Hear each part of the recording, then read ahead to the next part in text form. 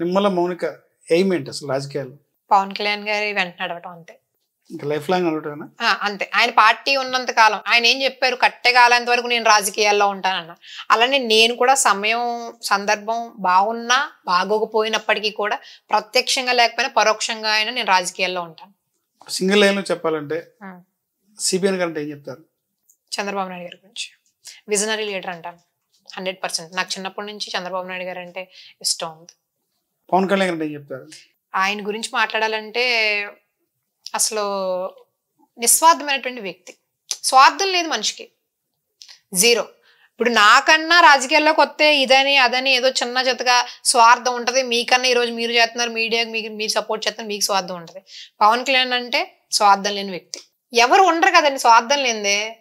మన ఇంట్లోనే స్వార్థం లేని మనుషులు లేని ఎవరు ఉన్నారు ఈ రోజుల్లో? చూపించిన ఈ సమాజంలో స్వార్థం లేని వ్యక్తులు ఎవరున్నారు? వైఎస్ జగన్మోహన్ రెడ్డి ఏం చెప్తారు? దొంగ, పక్క గజ్జి దొంగ. నారా లోకేష్ గారు మంచి వ్యక్తి. ఆయన కూడా కింద పడి మళ్ళీ పైకి లేచినటువంటి వ్యక్తి, స్ట్రాంగ్ పర్సన్. ఈ 5 సంవత్సరాల్లో పోలవరం పూర్తవుతుందంటారు? మళ్ళీ 10 సంవత్సరాలు మేమే అధికారంలో ఉంటాం, మళ్ళీ 30 సంవత్సరాలు మేమే అధికారంలో ఉంటాం. పోలవరం చేసేది మేమే, ఆ పోలవరాన్ని మళ్ళీ దాన్ని ఓపెన్ చేసేది, రిబ్బన్ కత్తిరించేది కూడా మేమే. 29 ఎన్నికల్లో పవన్ కళ్యాణ్ గారు సీఎం అయ్యే అవకాశం ఉందంటారా ఫైనల్ గా? ఖచ్చితంగా ఉంటది. ఇప్పుడు డిప్యూటీ సీఎం ఏ విధంగా అయితే వచ్చిందో అదే విధంగా ముఖ్యమంత్రి స్థానం కూడా ఆయనకు వస్తుంది. చంద్రబాబు నాయుడు గారే పిలిచి సీఎం స్థానంలో కూర్చోండి అని చెప్పినా మనం ఆశ్చర్యపోనక్కర్లా. 29లో పక్క కన్ఫర్మ్ అంటారు? పక్క. కెమెరాలు రెండు రికార్డ్ చేసుకోండి, రికార్డ్ చేసుకోండి. 29 అని నేను అనలేను కానీ ఆయనే పిలిచి కూర్చి ఇస్తారో సీఎం సీట్ లో కూర్చోబెడతారనేది నా బలమైన నిర్ణయం. ప్రధానంగా ఒక ఆరోపణ అయితే వైసీపీ చేస్తుంది, మీరు ఆ విషయంలో స్ట్రైట్ గా చెప్పాలి. చెప్పండి. ప్రశ్నిస్తున్న పవన్ కళ్యాణ్ అడ్రస్ ఎక్కడ అంటారు? ఇదేంటండి, అరకు గిరిజనుల దగ్గర ఎక్కడ ఇబ్బంది ఉంటే అక్కడ పవన్ కళ్యాణ్ గారు వస్తున్నారు కదా. ఈ రోజు ఆయన మొన్నటి వరకు రాజకీయాల్లో తిరిగారు, దాని తర్వాత ఆయన మూవీ ప్రమోషన్ చేసుకున్నారు, మళ్ళీ దాని తర్వాత రాజకీయాల్లోకి వచ్చారు. ఇంకేంటండి? ఈ విధంగా కాకుండా ప్రతిరోజు ప్రశ్నించారు, ఏ సమస్యను పరిష్కారం చేశారు అనేది ప్రధాన ఆరోపణ. దీనికి సంబంధించి 2 రోజుల క్రితం కూడా మాజీ మంత్రి రోజా గారు ఆరోపణ కూడా చేశారు కదా. ఇప్పుడు సమస్య పరిష్కరించే స్టేజ్ లో ఉన్నప్పుడు సమస్యను ఎలా ప్రశ్నించగలుగుతారు? రైతులకు గిట్టుబాటు ధర లేదు మహాన్ భావుడు అని చెప్పి రోడ్ ఎక్కిన రైతులకు పరామర్శించారు. అదే రోజులు సంబంధించినటువంటి రైతులు రోడ్ ఎక్కారని చెప్తారు. ఆక్వా రైతులు మిర్చి రైతు గిట్టుబాటు ధర లేదు, ఆక్వాకి ధర లేదు, అవును మీరు ధర లేదు. అదే రైతులు ఈ రోజు మళ్ళీ అలాగే ధర్నాలు చేస్తున్నారా? అలాంటి జరిగింది కదండి.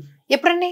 గుంటూరులో గతానికి ఇప్పటికి ఆక్వా రైతులకి గతానికి ఇప్పటికి ఆక్వా రైతునికి ఇప్పుడు నేనే ఒక ఆక్వా రైతుని చెప్పండి, గతానికి ఇప్పటికి అప్పుడు ఎంత ఉండేది? ఎలా ఉంది రేటు? రైలు ధర ఎంత ఉండేదండి? అప్పటికి ఇప్పటికి 100 ఉండేది, లేదంటే 150 ఉండేది, లేదంటే 200 ఉండేది. ఇప్పటికి ఎంత ఉంది?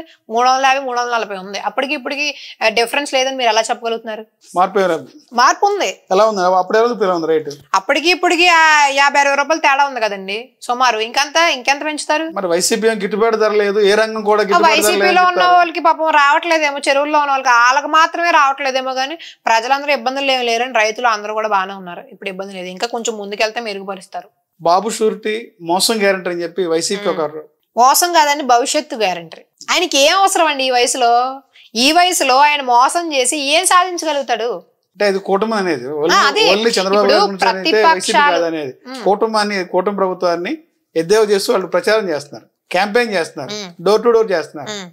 మీకు ఇచ్చిన హామీలు ఏంటి, ఇంకా గవర్నమెంట్ మీకు ఏమీ లేదు, మీకు ఎంత బాకీ ఉందని అని చెప్పి ఒక లిస్ట్ చేస్తున్నారు. గతంలో చంద్రబాబు నాయుడు గారు ఎంత మోసం చేశారని కాదు, మేమెంత మోసం చేసాం, ఇప్పుడు చంద్రబాబు నాయుడు గారు వచ్చి ఆ మోసాలన్నింటినీ ఎలా రెక్టిఫై చేస్తున్నారు అనేది ఒకటి పెట్టుకుని వెళ్ళమనండి, బ్రహ్మాండంగా యాత్ర అనేది విజయవంతం అవుతుంది. ఎందుకంటే మోసం చేసే అంత అవసరం ఇప్పుడు ఇందులో ఎవరి కూటమిలో ప్రధానమంత్రి గారిని కానివ్వండి, ఇప్పుడు ముఖ్యమంత్రి గారు కానివ్వండి, మన డిప్యూటీ సీఎం గారు కానివ్వండి, ప్రజలకు ఇబ్బందులు ఏంటి, మనం ఎలా పరిపాలించాలి అనేటువంటి ఆలోచనలో ఉంటే ఇంకా మోసాలు చేసేటువంటి అవసరం ఏముందండి చంద్రబాబు నాయుడు గారికి నేను ప్రశ్నిస్తాను. మేడం, ఇప్పుడు వైసీపీ పార్టీ మన జగన్మోహన్ రెడ్డి గారు ఒక యాప్ ఒకటి రిలీజ్ చేశారు. ఎవరైతే ఈ కూటమి ప్రభుత్వం ద్వారా ఇబ్బంది పడతారో, అరాచకాలకు ఇబ్బంది పడి ఎవరైతే మిమ్మల్ని ఇబ్బంది పెడతారో వాళ్ళందరినీ నోట్ చేయండి. ఆధారాలు కూడా అందులో అధికారంలో వచ్చిన తర్వాత ఆధారాలు కూడా అందులో సెండ్ చేయండి. ఇదంతా కూడా డిజిటల్ లైబ్రరీ కలగద్ది. మనం అధికారంకి వచ్చిన తర్వాత ప్రతి ఒక్క వ్యక్తికి చెల్లిస్తామని చెప్తారు. ఎలా స్పందిస్తారు? మూల్యం చెల్లిస్తారు. అధికారంలోకి రారు కదండి. ఇబ్బంది ఉంది రాసుకోమనండి, మా పేర్లతో శుద్ధ రాసుకోమనండి. కార్యకర్తలు మీకు తప్పు చేసిన పేరు ఎప్పుడూ రాయరు కదా. జగన్మోహన్ రెడ్డి గారి పార్టీలో ఉండేటువంటి బుద్ధి ఏంటంటే తప్పు చేసే వాళ్ళు వాళ్ళ పార్టీలోనే ఉంటారు కదా. ఇప్పుడు ప్రజా సమస్యలు తీర్చడానికి మా పేర్లు రాసుకుంటారు, రాసుకోవాలని మళ్ళీ అధికారంలోకి వచ్చే అవకాశమే లేదు. ఇది నేను చెప్పగలుగుతా. ఇబ్బంది పెట్టే వాళ్ళ పేర్లు రాసుకోమని మళ్ళీ ఎవరైతే టార్గెట్ చేస్తున్నారో, అక్రమ కేసులు పెడుతున్నారో, ఎవరైతే మిమ్మల్ని ఇబ్బంది పెట్టి మానసికంగా చేసి కేసుల్లో బదనామా చేస్తారో వాళ్ళ పేర్లు అందులో నమోదు చేయండి. ఈ డాష్ ఇదంతా కలిసి మన పార్టీకి సంబంధించిన లైబ్రరీలో ఉంటుంది. మన అధికారం వచ్చిన తర్వాత ప్రతి ఒక్కరు కూడా వారికి న్యాయం చేస్తా ఉంటారు. సప్త సముద్రాలు అవుతున్నా లాక్కొస్తా ఉంటున్నారు. 5 సంవత్సరాల్లో చేయలేని న్యాయం ఇప్పుడు ఏం చేస్తారండి మళ్ళీ? ఇప్పుడు 5 సంవత్సరాల సమయం ఇచ్చారు రాష్ట్ర ప్రజలు, ఎవరికి న్యాయం జరగల, అందరికీ అన్యాయం జరిగింది. మీ ఇల్లులు కూడా మా పేర్ల మీద పెట్టేసుకుంటాం అన్నారు. మొత్తం అవినీతి, దోచేత్తం, దొంగతనాలు, దాచుకోవడాలు, ఇంతకు మించి 5 సంవత్సరాల్లో చేయలేంది ఇప్పుడు మళ్ళీ 5 సంవత్సరాల్లో చేంజ్ చేస్తారు. ఎవరిస్తారు అవకాశం వాళ్ళకి? మీరు చెప్పండి, ఎవరిస్తారు అవకాశం? బాధపడిన ప్రజలు ఇస్తారా? గాయపడినటువంటి ప్రజలు ఇస్తారా? ఏడాది కాలంలోనే ప్రజలు అసంతృప్తిగా ఉన్నారు, వ్యతిరేకత వచ్చింది అనేది వైసీపీ చెప్పింది. నిజంగా వ్యతిరేకత వచ్చిందా పార్టీలో ప్రభుత్వానికి? ఇప్పుడు ప్రజలకి ఏవో కావాలి, కోట్లు కావాలి, ప్రతి ఓడికి 50, 60, 70 కోట్లు కావాలి. అవి ఇవ్వగలుగుతుందా ప్రభుత్వం? వ్యతిరేకత అంటే ఏముందండి, మాకు అవి కావాలి, ఈ కావాలి, ఈ కావాలి, అవి కావాలని అడుగుతారు. అంతేగాని మేము బాగున్నాం, ఓకే మేము తినగలుగుతున్నాం, మా పిల్లలు తినగలుగుతున్నారు, రేపు తర్వాత భవిష్యత్తులో వాళ్ళ పిల్లలు తినగలుగుతారు, ఇది ఎవరు ఆలోచించరు.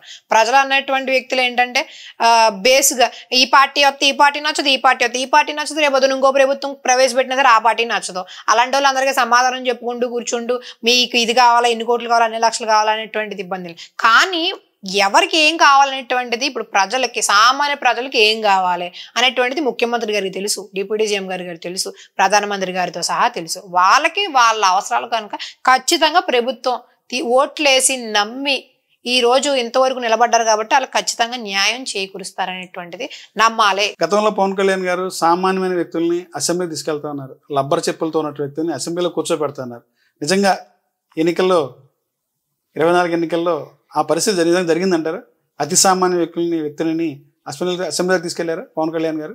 సామాన్య వ్యక్తులు అంటే రాజకీయాలు ఇంతకు ముందు తెలియనటువంటి వ్యక్తులు, నేర చరిత్ర లబ్బర్ చెప్పులు వేసుకున్నటువంటి వ్యక్తిని అసెంబ్లీ అది కరెక్ట్. ఇప్పుడు ఎంతంత మాత్రంగా లక్షల వేల కోట్లు ఉన్నటువంటి వ్యక్తులు అయితే కాదు, 21 సీట్లలో అవినీతి చరిత్ర ఉన్నటువంటి వ్యక్తులు అయితే కాదు, నేరస్తులు అయితే అసలు కాదు, రౌడీ షీట్లో ఉన్నటువంటి వ్యక్తులు అయితే కాదు. ప్రజల ఇబ్బందులు తెలుసుకుని పరిపాలించేటువంటి వ్యక్తులనే ఈరోజు ఆయన అసెంబ్లీలో కూర్చోబెట్టారని నేను చెప్తానండి. 21 స్థానాల్లో వ్యక్తుల గురించి నేను అడుగుతా. అదే జగన్మోహన్ రెడ్డి 150 స్థానాల్లో నేర చరిత్ర లేనోడు ఎవడైనా ఉన్నాడా? మీ పార్టీలో లేరు. జనసేన పార్టీలో మా అధిష్టాన నాయకుడి దగ్గర నుంచి చిన్నపాటి కార్యకర్త వరకు కూడా ఎవ్వరికి కూడా ఎటువంటి అవినీతి మచ్చ అనేది లేదని నేను చెప్తాను. ఎందుకంటే ఏదైనా ఆశించే కదండి పార్టీలోకి, రాజకీయాల్లోకి వచ్చేది. జనసేన పార్టీలోకి స్వచ్ఛమైన సేవ చేసే వాళ్ళు కావాలి. మా పార్టీలో అవినీతి, దోపిడీ, దోచుకోవడం కుదరదు. ఇది ఓపెన్ స్టేట్మెంట్. అవినీతి రహిత పార్టీ జనసేన పార్టీ. దోచుకోవడం కుదరదన్నప్పుడు గత 2 రోజుల క్రితం నుంచి ఒక సోషల్ మీడియాలో ట్రోల్ అవుతుంది. మాజీ మంత్రి దేవినేని ఉమా గారిని, కర్ణాటక రాంబాబు గారిని ఆడియో ట్రోల్.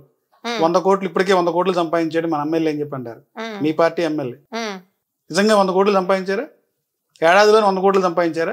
ఎలా అవుతుందండి అసలు? మీరు అసలు ఎలా అవుతుంది? ఆరోపణలు ఇప్పుడు నేను అంటాను. ఒక మాజీ మంత్రి, ఒక నాయకుడు మాట్లాడినటువంటి ఆడియో సంభాషణ మీడియాలో ట్రోల్. ఇప్పుడు నేను అలాగొద్దాను స్వయంగా. మీ దగ్గర ఏంటంటే S4 మీడియాలో చేస్తున్నారు, మీకేనండి 100 కోట్లు, మీకేనండి సూటు పూట వేసుకొచ్చారని నేను చెప్పగలుగుతాను. సాలరీస్ పనిచేస్తారు. అదేనండి, తెలియదు కదా.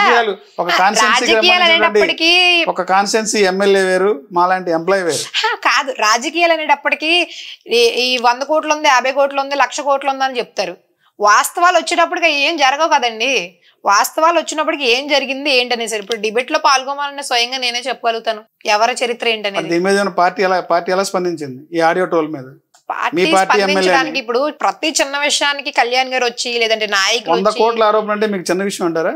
చిన్న విషయం అనేది కాదు, ప్రూఫ్స్. మళ్ళా మాట్లాడేది కూడా ఒక మాజీ మంత్రి కేడీసీసీ చైర్మన్ చేశారు ఆయన కూడా. వాళ్ళిద్దరి మధ్య జరిగినటువంటి ఫోన్ కాల్, అది ఆడియో పెద్ద వైరల్ అయింది. అది పార్టీకి సంబంధించి సోషల్ మీడియాలో, మెయిన్ మీడియాలో కూడా వచ్చింది. 100 కోట్లు సంపాదించంట కదా ఏడాదిలో అని చెప్పన్నారు. అంటే ఏడాదికి 100 కోట్లు అంటే 5 సంవత్సరాల్లో 500 కోట్లు సంపాదిస్తారా ఒక ఎమ్మెల్యే? ప్రూఫ్ ఉందంటారా? అది మీ పార్టీ అడగలేదు.